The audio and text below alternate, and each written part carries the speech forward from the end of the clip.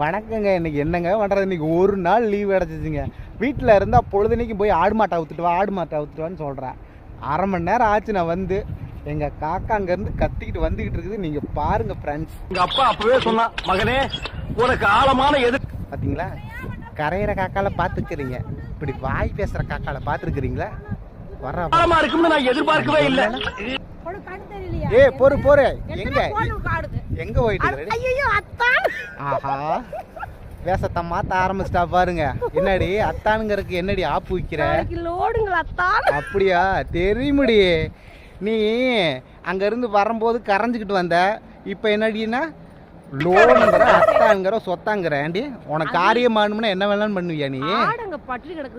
பாத்துக்கோங்க எப்படி எல்லாம் சொல்றான்னு வர அவ நடிச்சுக்கிட்டு வந்துட்டு கரைஞ்சிட்டு வந்தாலும் கத்திக்கிட்டு வரா. இங்க வந்தவன உடனே அப்படியே ஆக்டிங் மாத்திரா வர. ஏன்னா நாளைக்கு